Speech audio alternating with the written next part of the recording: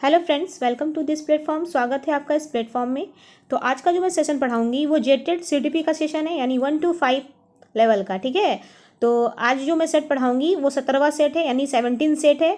और 16 सेट तक मैंने वीडियो अपलोड कर दिया था फ्रेंड्स, आप लोग प्लेलिस्ट में जाके देख सकते हैं। तो आज का हम लोग क्लास स्टार्ट करते हैं। तो सबसे पहला क्वेश्चन है आज का, शिक्षा का उद्देश्य होना चाहिए। The purpose of education should be, विद्यार्थियों में व्यावसायिक कुशलता का विकास करना, विद्यार्थियों में सामाजिक जागरूकता का विकास करना, विद्यार्थियों को परीक्षा के लिए तैयार करना, या व्यवहारिक जीवन के लिए विद्यार्थियों को तैयार करना।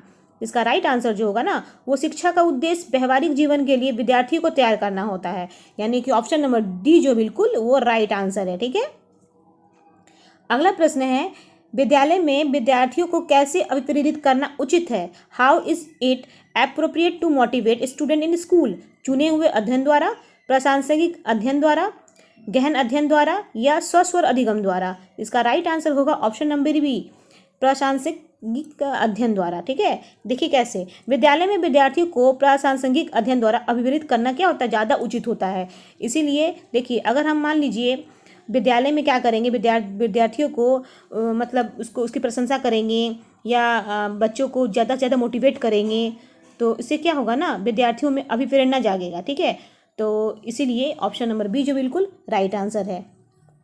अगला प्रश्न है, आपकी कक्षा में एक छात्र देर से आता है तो आप, student comes late to your class, you उसके अभिभावकों को सूचित करेंगे, या उसे दंड देंगे, या कारण जानने की चेष्टा करेंगे, या उस पर कोई ध्यान नहीं देंगे। तो इसका राइट आंसर जो होगा वो ऑप्शन नंबर क्या होगा, आपका सी होगा, कारण जानने की चेष्टा करेंगे। देखिए, यदि हम एक शिक्षक ही है या आप एक शिक्षक है, तो आपकी कक्षा में कोई छात्र अगर देर से आता है तो आपको क्या करना होगा, उसकी देरी से आने का कारण पूछना पड़ेगा कि वो बच्चे देर से क्यों आए। ठीक है, कारण जानने की चेष्टा करना पड़ेगा, इसलिए ऑप्शन नंबर सी जो बिल्कुल राइट आंसर है। अगला प्रश्न है, श्याम पट पर लिखते समय सबसे महत्वपूर्ण क्या है। What is the most important thing while writing on the black board. अच्छी लिखावट, लेखन में स्पष्टता, बड़े अक्षरों में लिखना, या छोटे अक्षरों में लिखना। इसका राइट आंसर जो होगा ऑप्शन नंबर बी होगा, लेखन में स्पष्टता। यानी कि यहाँ पे देखिए बोला गया है कि श्याम पट पर लिखते समय सबसे महत्वपूर्ण क्या होता है। देखिए, श्याम पट पर लिखते समय सबसे महत्वपूर्ण होता है लेखन शैली, यानी कि लेखन क्या होना चाहिए, क्लियर होना चाहिए, स्पष्ट होना चाहिए, तभी छात्र क्या होगा, लेख को समझ में आएगा। ठीक है, राइटिंग समझ में आएगा, इसलिए ऑप्शन नंबर बी जो बिल्कुल राइट आंसर है। अगला प्रश्न है, बुनियादी स्तर पर मातृभाषा में शिक्षा देना बेहतर है क्योंकि यह, it is better to provide education in the mother tongue at the primary level because it, बच्चों में आत्मविश्वास का विकास करेगा, अधिगम को सरल बनाएगा, बौद्धिक विकास में सहायता करेगा, या प्राकृतिक वातावरण में बच्चों को सीखने में सहायता करेगा। तो इसका राइट आंसर होगा ऑप्शन नंबर डी, प्राकृतिक वातावरण में बच्चों को सीखने में सहायता करेगा, यानी कि will help children to learn in a natural environment. देखिए कैसे बुनियादी शिक्षा पर जो बुनियादी स्तर जो होता है ना, पर बच्चों को मातृभाषा में शिक्षा देना ज़्यादा बेहतर होता है और इजी होता है, क्योंकि यह उनके क्या करते हैं, प्राकृतिक वातावरण में सीखने में सहायता करता है। ठीक है, इसलिए ऑप्शन नंबर डी जो बिल्कुल राइट आंसर है। अगला प्रश्न है, आप किसी कक्षा में पढ़ाते हैं और एक विद्यार्थी विषय से असंबद्ध एक प्रश्न पूछता है, तो आप क्या करेंगे। You are teaching a lesson in a class and a student ask a questions unrelated to the subject, what will you do. उसे असंबद्ध प्रश्न पूछने की अनुमति देंगे, या उसे असंबद्ध प्रश्न पूछने की अनुमति नहीं देंगे, या उसे गैर अनुशासित समझकर दंडित करेंगे, या कक्षा के बाद प्रश्न का उत्तर देंगे। इसका राइट आंसर होगा ऑप्शन नंबर डी, कक्षा के बाद प्रश्न का उत्तर देंगे। Will answer the question after the class. देखिए, यहाँ पे ऐसा कहा जाता है कि अगर कोई बच्चे विदाउट सिलेबस कोई क्वेश्चन पूछते हैं टीचर से, अगर टीचर को क्वेश्चन नहीं आ पा रहा है तो टीचर उसको क्या करेंगे, दंडित नहीं करेंगे। ठीक है, तो उसको क्या कहेंगे, उस कक्षा में उस बच्चों को कहेंगे कि ये प्रश्न वो क्या करेंगे, कक्षा के बाद उसको बताएंगे। ठीक है, इसलिए ऑप्शन नंबर डी जो बिल्कुल राइट आंसर है। अगला प्रश्न है, किसी विद्यार्थी की सबसे महत्वपूर्ण विशेषता है। The most important quality of a student is, उत्तरदायित्व की अनुभूति, ईमानदारी, सहभागिता, या आज्ञाकारिता। इसका right answer option number D, आज्ञाकारिता, यानी कि ऑबिडियंस। देखिए, किसी विद्यार्थी को सबसे महत्वपूर्ण विशेषता उसकी क्या होती है, आज्ञाकारिता होती है, इसलिए option number D is right answer. अगला प्रश्न है, जब एक विद्यार्थी असफल होता है तो क्या समझा जाता है, तो समझा जाता है कि when a student fail it is understood that, पद्धति असफल है, शिक्षक असफल है, या पाठ्यपुस्तकें असफल है, या यह व्यक्तित्व असफलता है। इसका राइट आंसर होगा ऑप्शन नंबर बी, शिक्षक असफल है। देखिए, किसी भी कारण से अगर हम देखेंगे तो यहाँ पे अगर बच्चे को समझ में नहीं आ रहा है या बच्चे असफल हैं तो इसका कारण बच्चे नहीं होते हैं, इसका कारण कौन होगा? शिक्षक असफल है। देखिए कैसे, मान लीजिए हम अगर बच्चों को कंट्रोल नहीं कर पा रहे हैं, बच्चों को शिक्षा नहीं दे पा रहे हैं, तो गलती टीचर की है, स्टूडेंट की नहीं है। तो बच्चे होते हैं, उसका मानसिक भाव को समझना टीचर का काम होता है, ठीक है। इसलिए ऑप्शन नंबर बी जो बिल्कुल राइट आंसर है। अगला प्रश्न है, आपको शिक्षक दिवस पर कुछ विद्यार्थियों ने एक बधाई पत्र भेजा है, तो आप क्या करेंगे? Some student have sent you a greeting card on teachers day, what will you do? कुछ नहीं करेंगे, या उन्हें धन्यवाद देंगे, या उन्हें पैसे की बर्बादी नहीं करने के लिए बोलेंगे, या उन्हें बदले में शुभकामनाएं देंगे? इसका राइट आंसर है ऑप्शन नंबर बी, उन्हें धन्यवाद देंगे, ठीक है। यदि आप शिक्षक हैं और शिक्षक दिवस पर कुछ विद्यार्थियों ने आपका एक बधाई पत्र भेजा है, तो बदले में हम लोग उसको क्या करेंगे? धन्यवाद दे करके उसका अभिवादन करेंगे, ठीक है। इसलिए ऑप्शन नंबर बी जो बिल्कुल राइट आंसर है। अगला प्रश्न है, विद्यार्थी में अवांछित व्यवहार को किंचित परिवर्तन करने में सबसे प्रभावी पद्धति है। The most effective method to slightly change undesirable behaviour in a student is. विद्यार्थी को दंड देना, विद्यार्थी अभिभावकों के ध्यान में इसे लाना, या अवांछित व्यवहार के कारण को ढूंढना और उपचार का प्रबंधन करना, या इसकी उपेक्षा करना। इसका right answer option number C, अवांछित व्यवहार के कारणों को ढूंढना और उपचार का प्रबंधन करना, ठीक है। अगला प्रश्न है, प्राथमिक शिक्षक के लिए बाल मनोविज्ञान का ज्ञान आवश्यक है क्योंकि knowledge of child psychology is necessary for a primary teacher because. यह बच्चों को अनुशासित बनाने में सहायता करता है, या परीक्षा के परिणाम में उन्नति होती है, यह बच्चों को अभिप्रेरित करने के लिए सुविधाजनक तरीका बन जाता है, यह बच्चों के व्यवहार को समझने में शिक्षक की सहायता करता है। इसका राइट आंसर होगा ऑप्शन नंबर डी, यह बच्चों के व्यवहार को समझने में शिक्षक की सहायता करता है। यानी बाल मनोविज्ञान जो होता है, मनोविज्ञान की वह शाखा होती है जिसमें गर्भावस्था से लेकर के प्रौढ़ावस्था तक के मनुष्य के मानसिक विकास का क्या होता है? अध्ययन किया जाता है, और इसका ज्ञान शिक्षक को बच्चों के व्यवहार को समझने में सहायता करता है। इसलिए option number D is a right answer. अगला प्रश्न है, बाल विकास की परिभाषा का अध्ययन क्षेत्र है जो the study area of definition of child development is that which. मानवीय सामर्थ्यों में परिवर्तन का परीक्षण करता है, यह जीवन अवधि के दौरान व्यवहार की व्याख्या ढूंढेगा, यह बच्चों को वयस्क तथा वरिष्ठ नागरिकों के साथ तुलना करेगा, या किसी बच्चे का संज्ञानात्मक, सामाजिक तथा दूसरे सामर्थ्यों का कर्मिक विकास के लिए उत्तरदायित्व होगा। इसका राइट आंसर होगा ऑप्शन नंबर डी, यानी किसी बच्चे का संज्ञानात्मक, सामाजिक तथा दूसरे सामर्थ्यों का कर्मिक विकास के लिए उत्तरदायित्व होगा। देखिए, बाल विकास की जो परिभाषा के अनुसार बाल विकास के लिए बच्चे के संज्ञानात्मक, सामाजिक तथा दूसरे सामर्थ्य के कर्मिक विकास के लिए उत्तरदायी क्षेत्रों का अध्ययन होता है। इसलिए ऑप्शन नंबर डी जो बिल्कुल राइट आंसर है। अगला प्रश्न है, विद्यार्थियों में श्रम की स्फूर्ति का विकास करने के लिए टू डेवलप द स्पिरिट और लेवर ऑफ स्टूडेंट्स। शिक्षक अपने ही श्रम में प्रवृत्ति दिखाएगा, शिक्षक श्रम के महत्व का व्याख्यान करेगा, या समय समय पर विद्यार्थियों को श्रम करने का अवसर देना पड़ेगा, या विद्यार्थियों को श्रम करने वाले लोगों का उदाहरण देना पड़ेगा। इसका राइट आंसर होगा ऑप्शन नंबर डी, विद्यार्थियों को श्रम करने वाले लोगों का उदाहरण देना पड़ेगा। यानी कि विद्यार्थियों में श्रम की स्फूर्ति का विकास करने के लिए विद्यार्थियों को क्या करना पड़ेगा? श्रम करने का लोगों का उदाहरण देना पड़ेगा, ठीक है। इसलिए डी नंबर ऑप्शन सही है। अगला प्रश्न है, विद्यालय में विद्यार्थियों के भाग जाने का कारण है the reason for student running away from school is. कक्षा शिक्षण में रुचि का अभाव, या विद्यार्थियों में अध्ययन में रुचि का अभाव, या विद्यार्थियों को दंड का अभाव, या समस्या के प्रति शिक्षकों की निर्दयी अभिवृत्ति। इसका राइट आंसर होगा ऑप्शन नंबर डी, समस्या के प्रति शिक्षकों की निर्दयी अभिवृत्ति। देखिए, अगर मान लीजिए विद्यालय में विद्यार्थी भाग जाते हैं तो इसका कारण ये भी हो सकता है कि समस्या के प्रति शिक्षकों की निर्दयी अभिवृत्ति हो। इसलिए ऑप्शन नंबर डी जो बिल्कुल राइट आंसर है। अगला प्रश्न है, एक प्रसामान्य 12 वर्ष उम्र के बच्चे में सबसे अधिक होना संभव है। What is the most likely to be present in a normal 12 years old child. कुल प्रेरक संभव में कठिनाई, वयस्कों को खुश करने के बारे में दुचिंता की अनुभूति, अब और यहाँ में उसकी रुचियों को सीमित करना, या समकक्षी के अनुमोदन के लिए बेचैनी। इसका राइट आंसर होगा ऑप्शन नंबर डी, समकक्षी के अनुमोदन के लिए बेचैनी। यानी एक प्रसामान्य 12 वर्ष की उम्र के बच्चे में सबसे अधिक समकक्षी के अनुमोदन के लिए बेचैनी होना संभव है। इसलिए ऑप्शन नंबर डी बिल्कुल राइट आंसर है। अगला प्रश्न है, प्रतिभाशाली होने का संकेत निम्न से कौन सा नहीं है, पूछ रहा है यहाँ पे, ठीक है।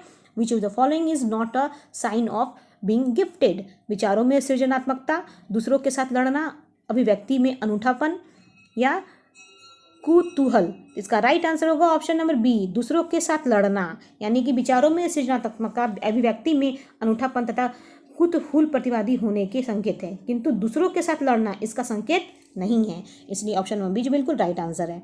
अगला प्रश्न है, मनोचित्रण का संदर्भ है। माइंड मैपिंग रेफर्स टू अर्थग्राह्यता को बढ़ाने का एक तकनीक, जोखिम भरे कार्य के लिए कर्म योजना, मन का चित्र खींचना, मन के प्रकार का अन्वेषण। इसका राइट आंसर होगा ऑप्शन नंबर डी, मन के प्रकार का अन्वेषण, exploration of function of the mind. ठीक है। अगला प्रश्न है, निम्न में से किस स्तर के बच्चे अपने समकक्षी वर्ग के सक्रिय सदस्य बनते हैं? At which of the following levels to childrens become active members of their peer group? किशोरावस्था, वयस्कावस्था या प्राक बाल्यावस्था या बाल्यावस्था? तो इसका राइट आंसर जो होगा ऑप्शन नंबर ए होगा, किशोरावस्था। यानी कि 12 से 19 वर्ष तक का जो बच्चा होता है वो किशोरावस्था का कहलाता है। ठीक है। किशोरावस्था में ही बच्चे होते हैं ना अपने समकक्षी वर्ग के सक्रिय सदस्य बनते हैं। इसलिए ऑप्शन नंबर ए जो बिल्कुल राइट आंसर है। अगला प्रश्न है, अपने विद्यार्थियों को समझने के लिए एक शिक्षक में अच्छी जानकारी होनी चाहिए। To understand his student a teacher should have good knowledge of बाल मनोविज्ञान का, या बच्चों को समझने की प्रवृत्ति का, या विषय वस्तु के प्रति विद्यार्थियों के मत का, या उपयुक्त सभी? इसका राइट आंसर होगा ऑप्शन नंबर डी, उपयुक्त सभी। यानी कि अपने विद्यार्थियों को समझने के लिए एक शिक्षक में जो अच्छी जानकारी होती है वो सबका होना चाहिए। देखिए, बाल मनोविज्ञान का भी होना चाहिए, बच्चों को समझने की प्रवृत्ति का भी होना चाहिए, और विषय वस्तु के प्रति विद्यार्थियों का मत का भी होना चाहिए। इसलिए ऑप्शन नंबर डी जो बिल्कुल राइट आंसर है। अगला प्रश्न है, मानवीय मूल्यों जो प्रकृति में सर्वाधिक है के विकास का अर्थ है? The development of human values which are universal in nature means मतारोपण, अंगीकरण, अनुकरण या अभिव्यक्ति? तो इसका राइट आंसर होगा ऑप्शन नंबर ए, मतारोपण। ठीक है। कैसे देखिए, मतारोपण कैसे होगा? मानवीय मूल्य जो प्रकृति में सर्वाधिक होता है। ठीक है। और विकास का क्या होता है? यह अर्थ मतारोपण होता है। इसीलिए ऑप्शन नंबर ए जो बिल्कुल राइट आंसर है। अगला प्रश्न है, यदि कोई विद्यार्थी आपका सम्मान नहीं करता तो आप, if a student does not respect you to you, आप क्या करेंगे? आप उसकी उपेक्षा करेंगे कि परीक्षा में कम अंक देंगे, या उसके अभिभावकों से बात करेंगे या उसे डांटेंगे? इसका राइट आंसर होगा ऑप्शन नंबर सी, उसके अभिभावकों से बात करेंगे। ठीक है। मतलब यदि कोई विद्यार्थी शिक्षक का सम्मान नहीं करता है तो शिक्षक को उसके अभिभावकों से बात करनी चाहिए तथा उसकी समस्या को जानना चाहिए। इसलिए ऑप्शन नंबर सी जो बिल्कुल राइट आंसर है। अगला प्रश्न है, एक शिक्षक विद्यार्थियों को कैसे अनुप्रेरित कर सकता है? How can a teacher motives students? पुरस्कार देकर, या सही मार्गदर्शन कराकर, या उदाहरण देकर, या कक्षा में भाषण देकर के? इसका राइट आंसर होगा ऑप्शन नंबर सी, उदाहरण देकर के। देखिए, एक शिक्षक विद्यार्थियों को उदाहरण देकर अनुप्रेरित कर सकता है। उदाहरणों से क्या होता है? छात्रों में सीखने की उत्साह बढ़ती है। इसलिए ऑप्शन नंबर सी जो बिल्कुल राइट आंसर है। अगला प्रश्न है, अधिगम से संबंधित किसी विद्यार्थी की समस्याओं का सबसे अच्छा उपचार क्या है? What is the best treatment for the learning related problems of student? कठोर परिश्रम का सुझाव, ग्रंथालय में निरीक्षित अध्ययन, निजी शिक्षण का सुझाव, या निदात्मक शिक्षण? इसका राइट आंसर होगा ऑप्शन नंबर डी, यानी कि निदात्मक शिक्षण। देखिए, अधिगम में यानी अधिगम से संबंधित किसी विद्यार्थी की समस्याओं का सबसे अच्छा उपचार निदात्मक शिक्षण होता है। कैसे? देखिए, इसके द्वारा विद्यार्थियों को अपने स्वयं के तथा साथी छात्रों के कार्यों में गलत धारणाओं को पहचानने, समझने और सही करने में सहायता मिलती है। इसलिए ऑप्शन नंबर डी जो बिल्कुल राइट आंसर है। अगला प्रश्न है, समन्वित शिक्षा की सफलता किस पर निर्भर करती है? The success of integrated education depends on समुदाय के समर्थन पर, पाठ्यपुस्तकों की उत्कृष्टता पर, शिक्षण अधिगम वस्तु की गुणवत्ता पर, या शिक्षकों में अभिवृत्तिगत परिवर्तन पर? तो इसका राइट आंसर होगा ऑप्शन नंबर बी, पाठ्यपुस्तक की उत्कृष्टता पर। ठीक है। अगला प्रश्न है, बालिका शिक्षा को महत्व देना उचित है, कारण? It is appropriate to give importance to girls education reasons? बालिकाएं बालकों से अधिक बुद्धिमान हैं, बालिकाएं बालकों से अल्पसंख्यक है, अतीत में बालिकाओं को बुरी तरह से विभेदित किया जाता है, या किसी सामाजिक परिवर्तन के नेतृत्व में केवल महिलाएं समर्थ हैं? इसका राइट आंसर होगा ऑप्शन नंबर डी, किसी सामाजिक परिवर्तन के नेतृत्व में केवल महिलाएं समर्थ हैं। ठीक है। अगला प्रश्न है, शिक्षक का बर्ताव होना चाहिए? The behaviour of teacher should be प्रशंसात्मक, शिक्षाप्रद, आदर्शवादी, निषेधात्मक? ठीक है। तो इसका राइट आंसर होगा ऑप्शन नंबर सी। ठीक है, आदर्शवादी। शिक्षक का बर्ताव आदर्शवादी होना चाहिए। शिक्षक गुरु होता है, अब वो जैसा बर्ताव करेगा विद्यार्थी भी वैसा ही सीखेंगे। इसलिए ऑप्शन नंबर सी जो बिल्कुल राइट आंसर है। अगला प्रश्न है, यदि एक विद्यार्थी कक्षा में भाग लेने में संकोच करता है तो आप, if a student hesitates to participate in the class, you उससे प्रश्न नहीं पूछेंगे। जिन प्रश्नों के उत्तर वो दे सकता है केवल उन्हीं प्रश्नों को पूछेंगे, या उन प्रश्नों को नहीं पूछेंगे जिनके उत्तर उसकी समझ से बाहर है, जिसके कारण वह कक्षा में उपहास का पात्र बन सकता है, या उससे केवल तब प्रश्न पूछेंगे जब वो उसके उत्तर देने के लिए उत्साहित हो। इसका राइट आंसर होगा ऑप्शन नंबर सी। उन प्रश्नों को नहीं पूछेंगे जिनके उत्तर उनकी समझ से बाहर है, जिसके कारण वह कक्षा में उपहास का पात्र बन सकता है। ठीक है, इसलिए ऑप्शन नंबर सी जो बिल्कुल राइट आंसर है। अगला प्रश्न है, निम्न में से कौन सा शिक्षण अधिगम का स्तर नहीं है? Which of the following is not a level of teaching learning? विवेदीकरण, स्मृति स्तर, चिंतनशील स्तर या समझ स्तर? इसका राइट आंसर होगा ऑप्शन नंबर ए, विवेदीकरण। ठीक है, डिफरेंशिएटेड लेवल या डिफरेंशिएशन लेवल। ठीक है, अगला प्रश्न है, चरित्र का विकास होता है, कैरेक्टर डेवलपमेंट हैपन्स थ्रू इच्छा शक्ति द्वारा, बर्ताव या व्यवहार द्वारा या नैतिकता द्वारा या उपयुक्त सभी? इसका राइट आंसर होगा ऑप्शन नंबर डी, उपयुक्त सभी। यानी कैरेक्टर का जो डेवलपमेंट होता है वो इच्छा शक्ति के द्वारा भी होता है, बर्ताव और व्यवहार के द्वारा भी होता है और मॉरलिटी के द्वारा, नैतिकता के द्वारा भी होता है। ठीक है, इसलिए ऑप्शन नंबर डी जो बिल्कुल राइट आंसर है। अगला प्रश्न है, शिक्षण का सत्ताधारी स्तर है, the authoritative levels of teaching is. यहाँ पूछ रहा है कि शिक्षण का सत्ताधारी स्तर शिक्षक केंद्रित होता है या छात्र केंद्रित या प्रधानाध्यापक केंद्रित या अनुभव केंद्रित? इसका राइट आंसर होगा ऑप्शन नंबर ए, शिक्षक केंद्रित यानी टीचर सेंटर्ड। कैसे? देखिए, जिस ढंग से शिक्षक शिक्षार्थी को ज्ञान प्रदान करता है उसे शिक्षण कहते हैं। ठीक है, और शिक्षण का सत्ताधारी स्तर शिक्षक केंद्रित होता है, इसलिए ऑप्शन नंबर ए जो बिल्कुल राइट आंसर है। तो फ्रेंड्स, आज का सेशन यही समाप्त होता है। आपका CDP का यानी JTET 1 to 5 लेवल का CDP है ये। ठीक है, अगर आप 6 to 8 का भी एग्ज़ाम दे रहे हैं तो CDP मोस्टली आपका 1 to 5 और 6 to 8 में लगभग एक ही जैसा CDP होता है। ठीक है, फिर भी मैं लेवल के अकॉर्डिंग आप लोग को CDP बता रही हूँ। ठीक है, अब कुछ दिन के बाद मैं 6 to 8 का भी CDP स्टार्ट करने वाली हूँ और साइंस का सेशन भी स्टार्ट करने वाली हूँ। ठीक है, तो आज का सेशन यही समाप्त होता है friends. Take care and bye.